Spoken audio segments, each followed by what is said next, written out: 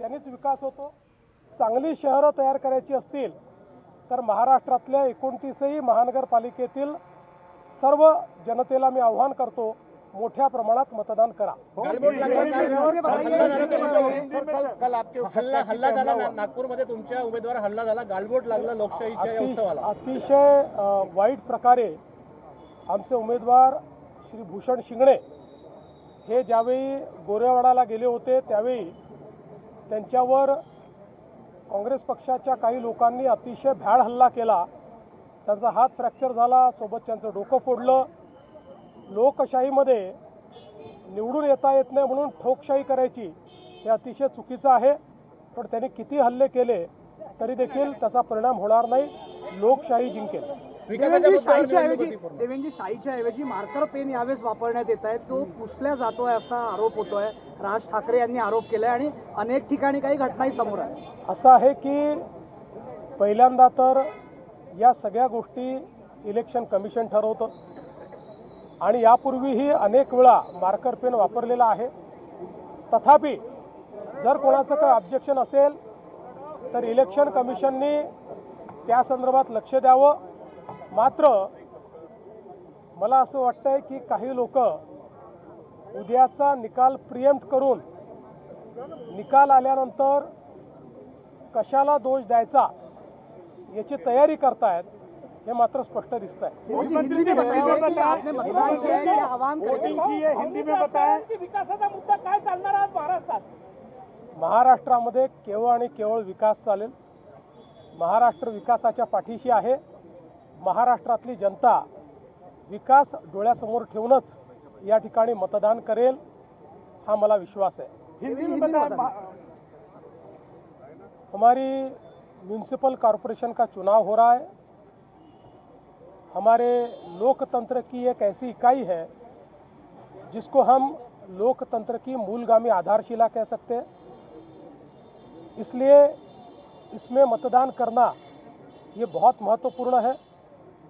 जिनका भारत के लोकतंत्र पर विश्वास है, ऐसे सभी लोगों से मेरी प्रार्थना है कि आप मतदान के लिए जाइए। मैं ऐसा मानता हूं कि मतदान ये केवल आपका अधिकार नहीं है, तो ये आपका कर्तव्य भी है। लोकतंत्र में अगर हम अच्छा शासन चाहते हैं तो हम मतदान के लिए जाएं। इसलिए मैंने भी मतदान किया है।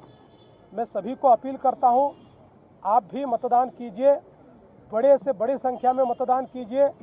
कोई भी अपने घर पे नहीं रुके, सभी लोग लोकतंत्र के इस उत्सव में सम्मिलित हो, ऐसा मैं सबसे निवेदन करता हूं। मुख्यमंत्री जी, बीजेपी के उम्मीदवार पर हमला हुआ, बीजेपी के उम्मीदवार पर हमला हुआ और ये चुनाव आप पे भी काफी टीका टिप्पणी की गई, मिमिक्री की गई। किस तरह चुनाव जा रहा है, क्योंकि उम्मीदवारों पे भी हमले शुरू हो गए हैं? देखिए, नागपुर के हमारे उम्मीदवार श्रीमान भूषण शिंगणे, इनके ऊपर कांग्रेस के लोगों ने जानलेवा हमला किया। उनका हाथ टूटा, उनके पैरों पर भी चोट आई है, सिर पर भी चोट आई है, साथ में जो थे उनका भी सिर फूटा है। और एक प्रकार से चुनाव जब जीत नहीं सकते तो इस प्रकार से हमला करना ये लोकतंत्र को कालिक पोतने जैसा है। लेकिन इसका जवाब जनता देगी। और जो आपने कहा, मुझे ऐसा लगता है कि जिन्होंने भी मुझ पर कुछ कहा होगा उनको भी जवाब जनता ही देगी। प्रशासन चुनाव जिताने के लिए लगा हुआ है, लेकिन वो ऐसा होने प्रशासन भारतीय जनता पार्टी महायुति को जिताने का प्रयास कर रहा है। मुझे ऐसा लगता है कि अभी विपक्ष ने नई स्क्रिप्ट लिखनी चाहिए।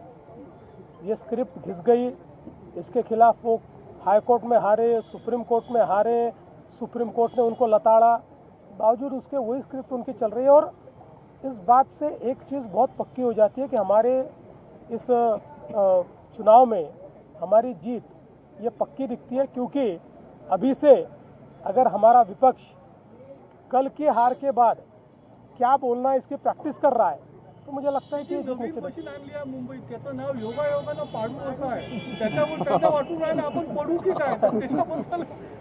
त्याचं नाव पॅड युनिट आहे, पॅड युनिट, त्याचं नाव केलं पाडू। दुसरं, या ठिकाणी इलेक्शन कमिशननी स्पष्ट केलंय मुंबई महानगरपालिकेचे आयुक्तांनी स्पष्ट केलं आहे आणि त्याहीपेक्षा ही मशीन काही अचानक आणलेली नाही. मला त्या ठिकाणी ज्यावेळेस माहिती घेतली त्या सिलेक्शन कमिशननी सांगितलं, मुंबई महानगरपालिकेने सांगितलं, सगळ्या पक्षाच्या रिप्रेझेंटेटिव्हला बोलवलं होतं, ते उपस्थित होते. त्यांच्यासमोर ही काय मशीन आहे हे सांगितलं आणि ही आम्ही का वापरतोय सांगितलं.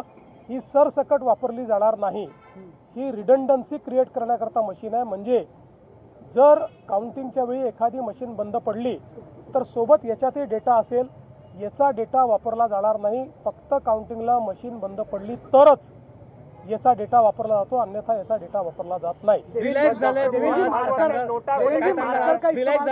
तयारी सुरू झाली आहे. रिलॅक्स झालाय की झेडपीची तयारी सुरू झाली आहे? नाही, रिलॅक्स व्हायला आम्हाला वेळच नाही आहे.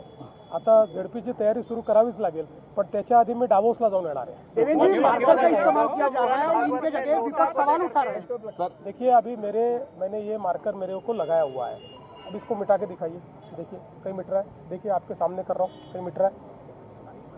ऐसा है कि हो सकता है कि किसी का इसके ऊपर ऑब्जेक्शन हो. इलेक्शन कमीशन ने देखना चाहिए, और कुछ इस्तेमाल करना है तो करना चाहिए. मैं तो बोलता हूँ ऑयल पेंट करना है तो ऑयल पेंट करिए. चुनाव निष्पक्ष होने चाहिए, लेकिन हर चीज़ पर इस प्रकार से इशू तैयार करके मानो हमारे जो लोकतांत्रिक संस्थाएं हैं उन संस्थाओं के ऊपर एक प्रकार से प्रश्न चिन्ह निर्माण करना है गलत बात है. 29 में से कितने में सर, आखिरी सवाल, मुंबई किसकी रहेगी? सर बीएमसी पे कुछ नहीं बोले सर. हा कोणाचा पडला होता हे बघून घ्या कोणाचा आहे. हा कोणाचा वो ये डिटेल्स है जहाँ मैं हर बार वोट करती हूँ कि जिस एरिया में वोट करती हूँ, जिस जगह वोट करती हूँ, वहाँ पे पहुँचने पे पता चला कि मेरा नाम वहाँ के इलेक्टोरल रोल्स में है ही नहीं. फिर दूसरी जगह मुझे भेजा गया जहाँ पे मैं आई हूँ और अपना वोट दिया है. मैं सभी मुंबईकर वासियों से कहूँगी, आकर भारी संख्या में वोट करिए, अपना मतदान दीजिए और जाने से पहले चेक कर लीजिए कौन सा बूथ है और कौन से एरिया में आपका वोट का एरिया पड़ा है. तो जैसे मैंने असुविधा हमारे साथ हुई वो बाकी सारे मुंबईकरों को नहीं होनी चाहिए. और बस यही कहूँगी कि समय आ गया है, समय की मांग है. We constantly continue to give you all the updates from the Maharashtra Civic Body Elections 2026. But right now we're going to a very short break. News and updates continue on the broadcast.